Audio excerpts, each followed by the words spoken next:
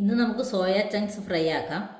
അതിനാവശ്യമായുള്ള ingredients soya chunks, തക്കാളി അരിഞ്ഞത്, ഇഞ്ചി വെളുത്തുള്ളി ചതച്ചത്, കടുക് വറുക്കാൻ ആവശ്യമായ കുഞ്ഞുള്ളി, മുളക്, കടുക്, കറിവേപ്പില, 2 പച്ചമുളക് കീറിയത്. സ്റ്റൗ കത്തിച്ച് ചീനച്ചട്ടി അടുപ്പത്തേക്ക് വയ്ക്കാം. ചട്ടി ചൂടായിട്ടുണ്ട്. എണ്ണ ഒഴിച്ചു കൊടുക്കാം.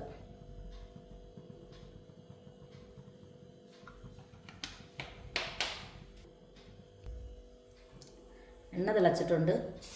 കടുക് ഇട്ട് കൊടുക്കാം.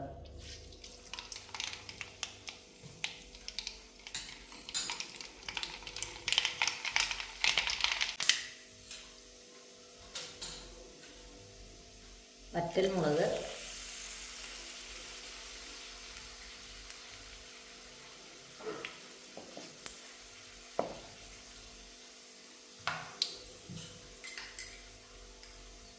ഇഞ്ചി വെളുത്തുള്ളി ചതച്ചത്,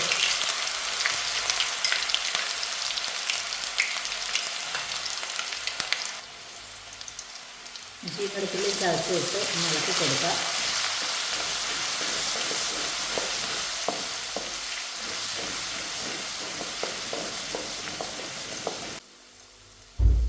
നമ്മളിതിലേക്ക് ചെറിയ ഉള്ളി ഇടുക.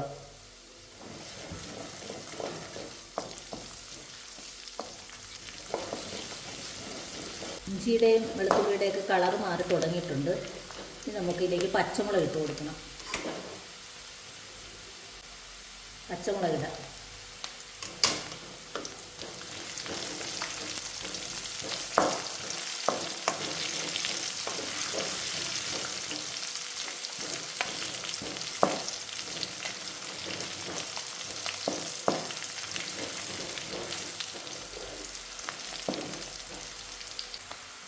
കറിവേപ്പില ഇടാം.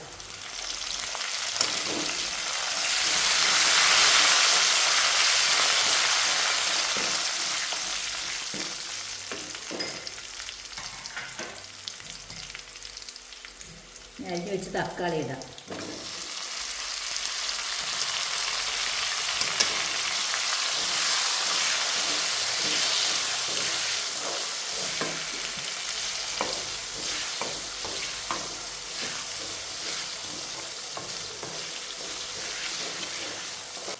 ഗ്യാസിന് ഉപ്പിട്ട് കൊടുക്കുക.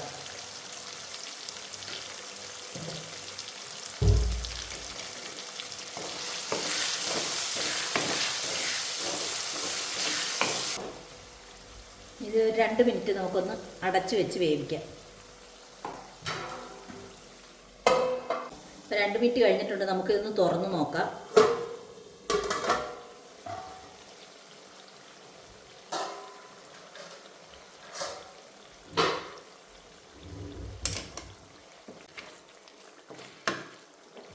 തക്കാളി വെന്ത് അതിൻ്റെ സത്തൊക്കെ പുറത്ത് വന്നിട്ടുണ്ട്. ഈ സമയം നമ്മളിതിലേക്ക് ഒരു മസാലപ്പൊടി, മഞ്ഞൾപ്പൊടി, മുളക് പൊടി ഇട്ട് കൊടുക്കും. മഞ്ഞൾപ്പൊടി,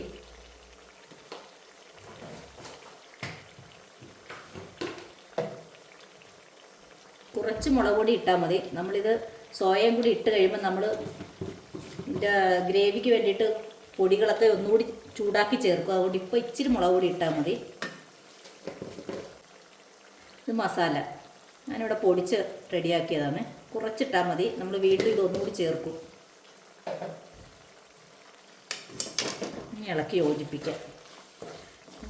മഞ്ഞൾപ്പൊടി, മുളക് പൊടി, മസാല, ഗരം മസാല കുറേശ്ശെ ചേർത്ത് ഇതൊന്നുകൂടി ഒന്ന് ചൂടാക്കണം.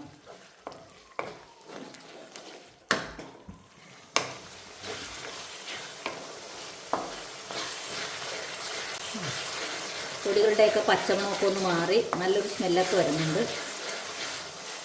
ഇനി നമ്മളിതിലേക്ക് എടുത്തു വച്ചിരിക്കുന്ന സോയ, ഇത് സോയ തിളച്ച വെള്ളത്തിലിട്ട് 3-4 പ്രാവശ്യം കഴുകി പിഴിഞ്ഞ് വെച്ചിരിക്കുന്നതാണ്. ഇത് നമുക്ക് കുറേശ്ശെ ഇട്ട് കൊടുക്കാം.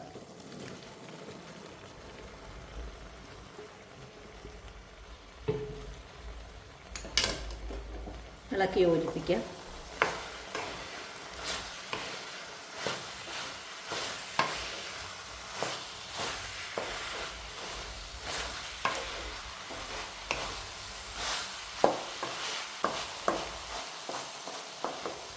നമ്മൾ ഉപ്പ് തക്കാളിയുടെ ഒപ്പം തന്നെ ഇട്ട് കൊടുത്തായിരുന്നു. ഉപ്പ് ഇപ്പം ഇനി ഇടണ്ട, ആവശ്യത്തിന് ഉപ്പുണ്ട്. ചെറിയ തീയിലിടണം.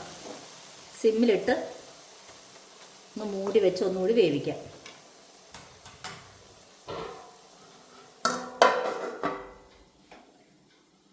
നമ്മളിപ്പോൾ വെച്ചിട്ട് ഇത്തിരി നേരമായി, നമുക്കിതൊന്ന് തുറന്ന് നോക്കാം.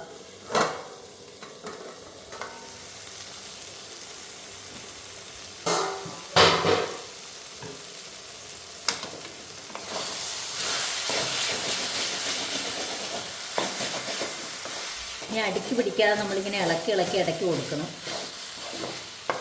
എണ്ണ വേണമെങ്കിൽ ഇത്തിരി ഒഴിച്ചു കൊടുക്കാം കേട്ടോ. ഇതിങ്ങനെ വെള്ളം തോർന്ന് വരട്ടെ. അപ്പോൾ നമുക്ക് ഇതിൻ്റെ അകത്ത് ഇടാനുള്ള പൊടികളൊക്കെ ഒന്ന് ശരിയാക്കി എടുക്കാം. ചട്ടി ചൂടായിട്ടുണ്ട്. ഇച്ചിരി എണ്ണ ഒഴിച്ചു കൊടുക്കണം. എണ്ണ ചൂടായിട്ടുണ്ട്. ഇതിലേക്ക് നമ്മൾ ഇത്തിരി മല്ലിപ്പൊടി ഇട്ട് കൊടുക്കണം.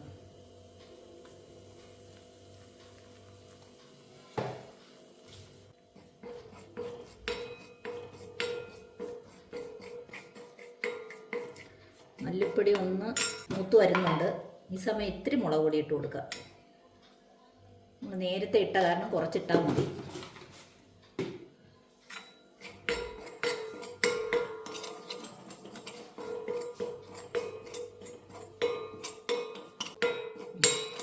ഏകദേശം ആയിട്ടുണ്ട്. ഇനി നമ്മൾ സ്റ്റൗ ഓഫ് ചെയ്തിട്ട് ഇളക്കിയാൽ മതി, അല്ലെങ്കിൽ ഇത് കരിഞ്ഞു പോകും. പൊടി കളറൊക്കെ മാറി വന്നു. ഈ സമയം ഒരു ഇത്തിരി മസാലപ്പൊടി കൂടി ഇട്ട് കൊടുക്കണം.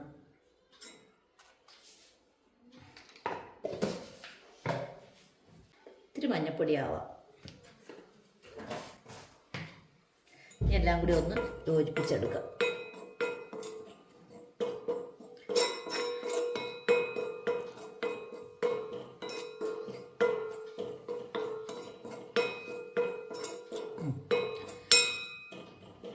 സോയക്കകത്ത് ചേർക്കാനുള്ള പൊടികൾ റെഡിയായിട്ടുണ്ട്.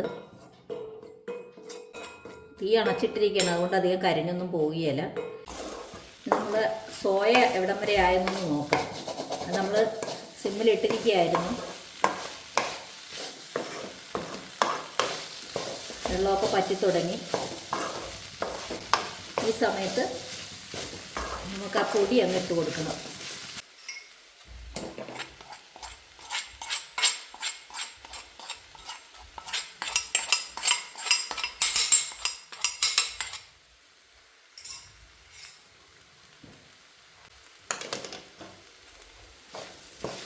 ഇളക്കി യോജിപ്പിക്കുക. ഈ സമയത്ത് അടി പിടിക്കുന്നുണ്ടെങ്കിൽ കുറച്ച് എണ്ണ ഒഴിച്ചു കൊടുക്കണേ. എണ്ണ വേണ്ട ഒരൈറ്റമാണിത്. ഇത്തിരി എണ്ണ ഒഴിച്ചു കൊടുക്കാം. അടി പിടിച്ചാലോ എന്നൊരു പേടി. ഒരിത്തിരി എണ്ണ ഒഴിക്കാം.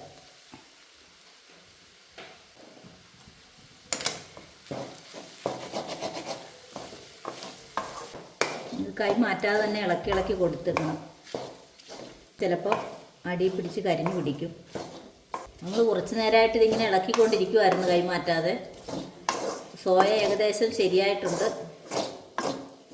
ഫ്രൈ ആയിട്ടുണ്ട്. ഇനിയും മൂപ്പിക്കണമെന്നില്ല, വല്ലാതെ അങ്ങ് ഹാർഡാകും. ഇപ്പോൾ പാകമായിട്ടുണ്ട്, നന്നായിട്ട് ഫ്രൈ ആയിട്ടുണ്ട്. ഇതാ കണ്ടോ, വിട്ടൊന്നും പോരുന്നില്ല എന്ന് പറഞ്ഞാൽ തുറന്ന് പൊടിഞ്ഞൊന്നും പോകുന്നില്ല. അപ്പോൾ ഇത് പാകമായി.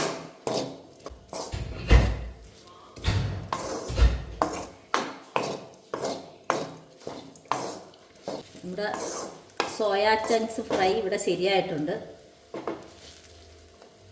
സോയാ ചങ്ക്സ് ഫ്രൈ ആയിട്ടുണ്ട്. ഇപ്പം ഈ വെളിയിലൊക്കെ പോയി പഠിക്കുന്ന കുട്ടികളുണ്ടല്ലോ, തന്നെ വെച്ച് കഴിക്കുന്ന, അങ്ങനെയുള്ള കുട്ടികൾക്കൊക്കെ ഇത് വളരെ ഫലപ്രദമാണെന്ന് വെച്ചാൽ ഇതൊന്നും ഉണ്ടാക്കി വെച്ചെന്നാൽ ഒരു 2 ദിവസമൊക്കെ അവർക്ക് ഇച്ചിരി തൈര് കൂട്ടിയിട്ടാണെങ്കിലും ചോറ് വെച്ചാൽ കഴിക്കാം. സോയ ചങ്ക്സ് ഫ്രൈ ഇഷ്ടമായെങ്കിൽ എല്ലാവരും ട്രൈ ചെയ്യണം, ഷെയർ ചെയ്യണം, ലൈക്ക് ചെയ്യണം, സബ്സ്ക്രൈബ് ചെയ്യണം.